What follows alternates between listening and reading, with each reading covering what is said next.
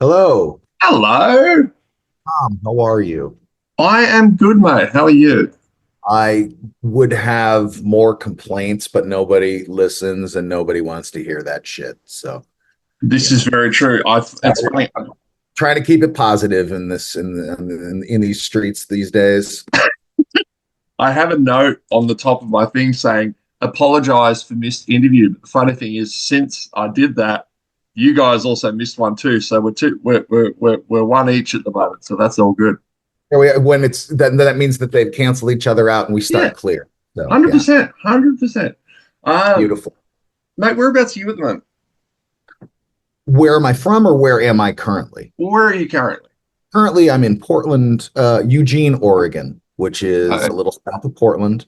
We are heading to Tacoma, Washington to start the final US leg of the Hello Rockview tour, and then travel to New Zealand and Australia to start that final. This is it. This is the last Hello Rockview dates that we're playing for the foreseeable forever. So mhm. this is it. What has it been like revisiting that album? Torturous? No, it's been so we as a band don't specifically like to just live on our laurels. We are forward thinking. We like new material. We have a new record that's coming out November 15th, new tracks have been being released all year long. But that was a very important record, not only for our career, but for a good majority of our fans too. So revisiting it, I think what it did for me is just made me like the songs that maybe I didn't like so much a lot more, and now they've become more staples to our set list, when we're doing stuff now. So and it's also interesting to see what songs that like maybe we didn't think were so good that our fans really latch onto. So and it varies from place to place which ones work. So it's cool to see what you were wearing in the 90s, I guess. And it's like looking at old pictures of yourself. Sometimes you're a little embarrassed, but in like a big, like still really proud of what we accomplished with that record. What it's interesting. When bands doing performing an entire album, the first poster I can remember seeing of someone doing that was Helmet with touring Yeah. Betty, and I must admit I love it because there's always a certain uncertainty going to a gig where you're like, oh, it'd be How great to many new see them, songs? Yeah. but How many what new if songs am I going to get beat up with today? Right. yeah, yeah. Like, what if the set list is crap, or I'm not massive? Maybe yeah, I'm not massive on their latest album, but I love their earlier stuff. Whereas this, you're like, I know exactly what I'm going to get. I can't wait for this song because I'm going to lose my mind. Like, Yeah. and then yeah, I don't know what do you think it is about this album that has endured?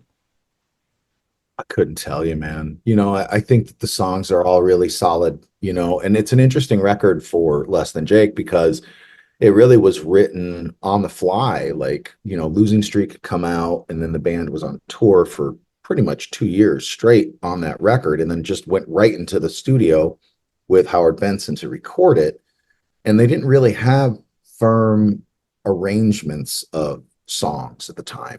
So where Howard was integral was he was able to the record was recorded on Pro Tools, and at that point it was such a new technology, and Howard was so new to it, but he had the ability to be able to take sections of songs and rearrange songs. So how you hear them now is not specifically how they were. And we had put out a reissue of Hello Rockview, and there's a B record that has some old demos, and you can hear how kind of different things were from different tracks. But it's why it endured. I think in life, people they find a band, they find a record, and so at that point in life, that was the record for people in 1998 that Hmm. really liked ska music. There was a big bump in ska and ska punk in that time, and that's one of those records that kind of endured. And like, luck, we're pretty lucky in a career because I feel like we have that record, we had Losing Streak, we had Anthem, and those are like three in a row that were kind of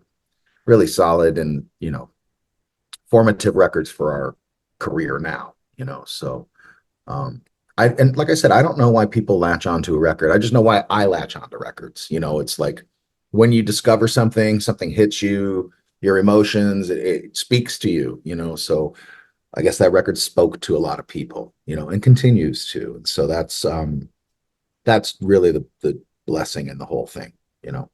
Yeah. Now, are you based in Florida at the moment? Band is still based in Gainesville, Florida. Hmm. Personally, I live in a state called Connecticut, which is up north by New York City. And then two of our members still live in Gainesville, Florida, and then two of our members live in Tennessee, different cities. So we're kind of spread out along the East Coast. I only sporadically follow the news these days. I had to kind of take a break from my mental health, but isn't there a big old hurricane heading straight for Florida? Yeah, there's one that's on its way, and actually, two of our guys are in Gainesville. They're supposed to be flying out Thursday, so it's Tuesday still here now. So I am fingers Yeah, crossed. We're going to see how this works. Mother Nature's sort of a unwielding bitch at times, and it's our own fault. Like we think we're stronger than she is, and that is just not the case. yeah, So yeah, we're hoping that nobody's roofs get torn off. Luckily, where Gainesville is, it's central and it's north of where they think the eye is going to go right yeah, across. So we're just hoping it stays south. We'll yeah. figure it out. So you guys took Frenzal Rom on their first American tour. What were those shows like? What are your fondest memories? First of all, we call them Friends of Ron, not Frenzal Rom. I've known Frenzel. So before I was in Less Than Jake, I was in a band called Spring Hill Jack, and we toured with Frenzel Rom and Real Big Fish in the United States. And they were just, I didn't know anything about them, and then they became my favorite people in the world. Um, so I wasn't on the tour when the Jakes brought Frenzel to the States, but I did go to a couple of shows, and like at that time period, those guys were fucking out of control in like the best way. You know what I mean? And like they are now we are all adults. Somehow we all came out the other end. I think Jay almost died at some point, didn't he? Almost have a heart attack, or he had a heart attack. Like His that. brain. Yeah, he had the fucking earwig like crawling in his ear, some shit. Like there's always like some story with poor Jason, you know what I mean? And like, and the doctor is, he's like fucking super radio DJ now, which is crazy to me. You know what I mean? Like, and Gordy is the best drummer in Australia, like hands down. I don't think there's any other, and like maybe somebody wants to fight me on it or whatever, but I'll fight for that one. Like I love Friends Around.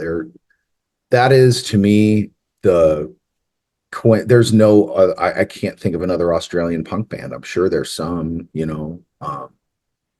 but those guys are just great friends and they're a great band and they write such good songs. Like they're on A Man Is Not a Camel, I think turned 25 years old, right? Yes, it So is. they're touring on that. And what a fucking great record, just I don't know.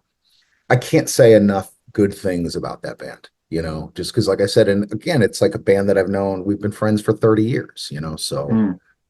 I mean I could say some bad things about them, but all those bad things stopped when we all stopped partying. You know what I mean? Like It's true. Yeah. We all, yeah. Life gets a lot less eventful when you quit drinking, but also, I like to tell people I'm allergic to alcohol. I break out in handcuffs. yeah, I break yeah, I break I like I said, I didn't stop drinking, right? I just stopped drinking more than three drinks in a night, because like I said, if I have two drinks, I'm having a good time. If I have three drinks, I'm probably not going to remember tomorrow, Yeah. and it's like I just don't want the hangover anymore. That's basically it. So, and I think, like I said, when you lose a couple of friends and a couple of friends like maybe stop drinking for the right reasons, you start realizing, oh, maybe it's not such a bad thing, you know. Yeah. And I realized that now that those friends are my friends actually, and not just friends because we used to go get fucked up together. Right. Well, you were saying before, that they can fight you for it. So, on the subject of that, who would win in a brawl between Less Than Jake and Unwritten Law? Oh, I would just punch Russo in the balls and it would be over. You know what I mean? Like, I've known Scott a long time too. He's a good guy. And we're too old now, man. There's no fights. It's like we'd probably just, I don't know, stare each other down for a little while and then go have dinner. There's no fights anymore. It's just like, and if there was a fight or like somebody wanted to fight us, I'd be like, dude, I am fucking 50 years old. Fuck. This is going to be a fast fight if you come at me because I don't have a lot. Fucking, like I said, I'm not trying to be a tough guy or whatever. I'll kick you right in the balls and then, that's it. I don't fight fair. So. And there's the quote for the interview. Yeah, that has become a bit of a signature question for me. Like I literally, when I was interviewing Frenzal Rhomb and Body Jar, and I got them. I both asked them who'd win in a fight between their two bands, and I cut their answers together. Fucking amazing.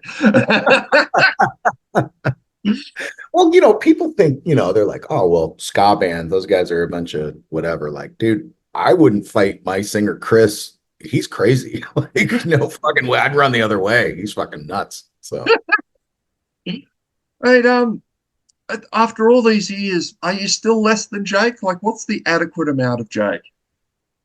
I don't know. It's Mm, always too much Jake for me personally. But the idea of so less than Jake, obviously, Jake was a bulldog that yeah. our drummer's parents owned. And so everything in his house was less than Jake. Jake was the fucking, the king of the house. Like, Mhm. so everything was less than Jake. And so the perfect amount of Jake, I think, is the one where you walk away with a smile and not an inquisitive look as to what the fuck just happened, right? So as long as you walk away with a smile, then that means you had just enough. I like it. Hey, what do you feel? How do you feel about NoFX calling it a day? Like, how do you see their legacy? Well, we just played the last show, right? And so I was luck. Mike had asked me months ago. He's like, "You're going to play on the decline. Would you play on the decline?" And I was like, "Yeah, man, saxophone." And and then I started hearing from some friends. And they're like, "Oh, well, yeah, at the end of the decline, he's just going to have everybody come out and play, like 40 guitar players or whatever."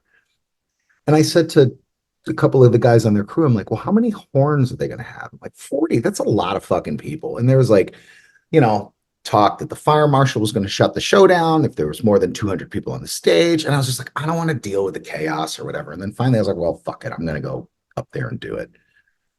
And I'm standing like, I was like, there's this old picture I've seen where it's a bunch of foxhounds like all ready to go. And you see one fox in the middle of the foxhounds, like hiding, quote unquote. I felt like the fox, middle of the foxhounds out there. And I went out there and it's just like, for a moment, it's hard, when you're in the moment, it's hard to like kind of whatever. And I've kind of been trying to process it for the last couple of days now. Um, that band is so important to like, so they gave a career to so many bands, they helped us. Like Mike has helped me as a friend, like he's a friend, you know what I mean? It's like, they used to be the band that I was loved and was like a fan of, and then now they're all my friends. And it's like so on a career level, it's sad, because their music is so important, and like they wrote so many important things and songs and records. Their impact on punk rock is undeniable, but they're not dead. You know what I mean? Like they're still my friends. Like I just text Kent a little while ago and like Jay Walker and like Mike, I'm gonna go see him when we're in Vegas. And like I text Mel, I'm like, how's things? And Smelly and like, I told those guys, I'm like, this is the best funeral I've ever been to, like because that's what it kind of felt like, you're at your own funeral and Mike's like, no, it's a wake. And I'm like, same fucking thing, bro. You know what I mean? Like, you want to name it whatever you want, they all laugh. They all laugh too because, but like I said, it's like just because the band is over doesn't mean like my friendship doesn't end because they're done. But you know, I don't think they're ever going to come back. I don't Mm. think they're ever going to play again. If they do, you know, I'll know that they got a big payday for it. God bless, because I want my friends to be happy and succeed. Um, but you know, I think it's going to take a little while to process the enormity of what that band's impact was on an entire scene of music. And yeah, sad, but I also am completely impressed that they fucking dictated their own exit. Super Mm. rad, and like that's no effects, just the raddest band ever. I love it. That's a, that's my TED talk on no effects. Yeah. No, man, that's perfect. Um, Jonah, this has been great, mate. Thank you very much for your time. I'll be seeing you at the Hotter Than Hell Festival.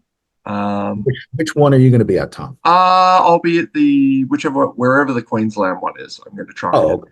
Yeah, I fucking, there's so many weird little cities we're playing, like Wollongong. I'm like, God, we're playing there because that's Lindsay's from Frenzel's hometown. Yeah, So yeah. just giving him a private performance. So I'm starting to think that a lot of these place names is like a really long form joke on white people from the Aboriginal community. It's like we're gonna call it Wollongong and make them say that for that's who like knows. it's that old Simpsons episode. Frog, that's a silly name. I'd have called it a Chazwazza. That's I can't wait to get to fucking Australia just because like it's fucked up when we go to in other countries, everybody starts talking in what we think is the local accent. And you're like, yeah, nah, like whatever. Um, that's just going to be constant for 2 fucking weeks. And then once we leave, like it all stops. So it'll be good. Good for a But giggle. I All really right. appreciate your time today, Tom. Thank you so much. You too, man. Have a great Looking day. forward. Thanks, you too. See you, mate.